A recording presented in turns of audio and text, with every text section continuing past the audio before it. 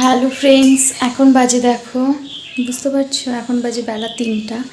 তো এখন থেকে আজকে ব্লগটা আমি আরও কন্টিনিউ করছি। আসলে সকালে তোমাদের দেখিয়েছিলাম যে, সকালে না ঠিক তখন বাজে 11টা, তখন দেখিয়েছিলাম যে ঘরটার মুছছি, বাবু দিকে খেলা করছিল।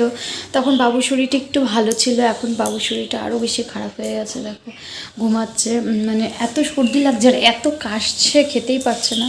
দুপুরে ভাত খায়নি, ভাত না খেয়ে ঘুমিয়ে আছে, মানে অল্প একটু এক গড়াস খেয়েছে, তারপরে বলছে মা খেতে পারছে না। আমিও দেখছি মুখে ভাত নিচ্ছে আর শুধু কান্নাকাটি করতে, মানে মুখে ভাত নিচ্ছে আর হলো কাশি আসছে, মানে বমি চলে আসছে ওর কাছতে কাছতে।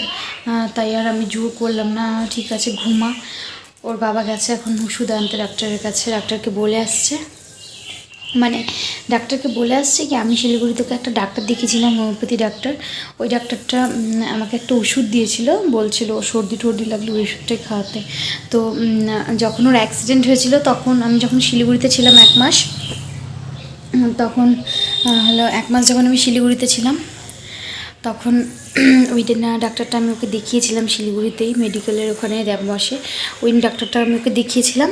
তারপর থেকে অনেকটা ভালো ছিল এতদিন। তো এখন এত সর্দি লেগে গেছে, সর্দি লাগে যাওয়ার কারণ আছে, কারণ কদিন থেকে স্কুল যাচ্ছিলো,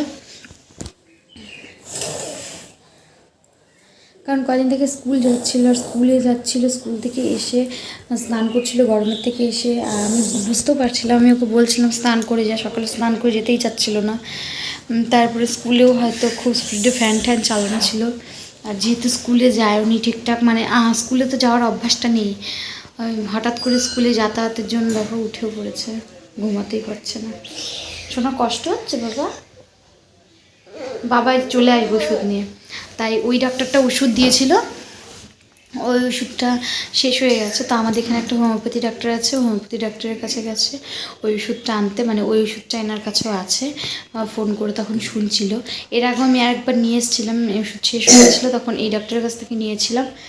তো এখানে আছে শুনে ও গেল আনতে, আর এ দেখো উঠে বসে আছে, ঘুমের চোখ, কিন্তু ঘুম পাচ্ছে কিন্তু ঘুমাতে পারছে না কাশির ঠেলায়, এত কাশি।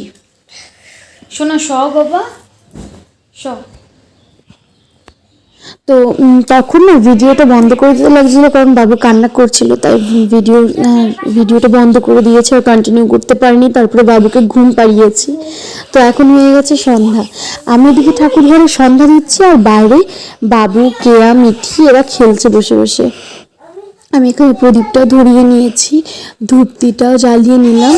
আর না আমি সন্ধ্যা দেওয়ার আগেই ঠাকুরঘরটা মুছে ঠাকুর বাসন টাসন মেজে রেখেছি, কারণ যেহেতু বাবুর শরীরটা ভালো না, তাই আমি এগুলো করে নিয়েছি আগে, মানে ঘুমিয়ে থাকতে থাকতে আমি এগুলো করে টোরে ওদিকে সন্ধ্যার মানে ছোবা টোবা সব রেডি করে রেখে দিয়েছিলাম।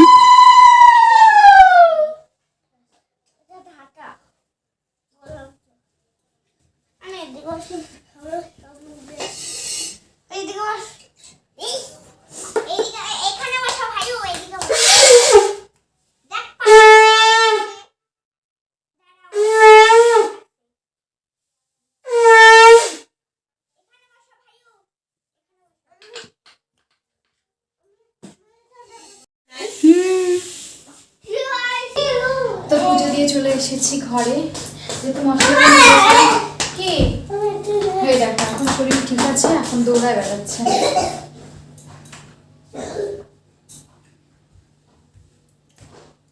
তো এখন শরীরটা ঠিক আছে, এখন দৌড়িয়ে বেড়াচ্ছে সমানে। তো দুপুরে মশারিটা নিয়ে ওকে শুয়েছিলাম, কারণ না মশা গুড়ি গুড়ি গুড়ি গুড়ি মশা একদম, তাই মশারিটা টানিয়ে শুয়েছিলাম ওকে, কারণ এমনি সর্দি, আরও যদি মশার কামড়ে ফেলালে তো জ্বর আসবে। তো এখন এই মশারিটা তুলে নেব, মশারিটা তুলে তারপরে বাবুর জন্য খাবার আনবো। তো ভাবছি সুজি করে দেবো, এখন দেখা যাক সুজি খাই কি না, ভাবছি কিশমিশ দিয়ে একটু সুজি করে দেবো। তো এখন দেখা যাক সুজিটা খাই কি না। তো আমি চটপট বিছানাটা তুলে নিই।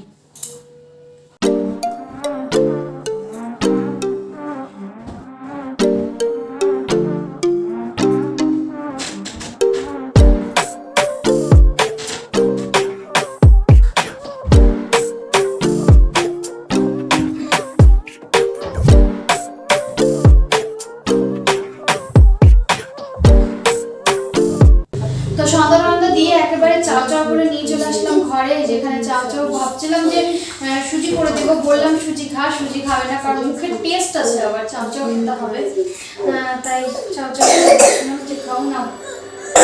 আসো।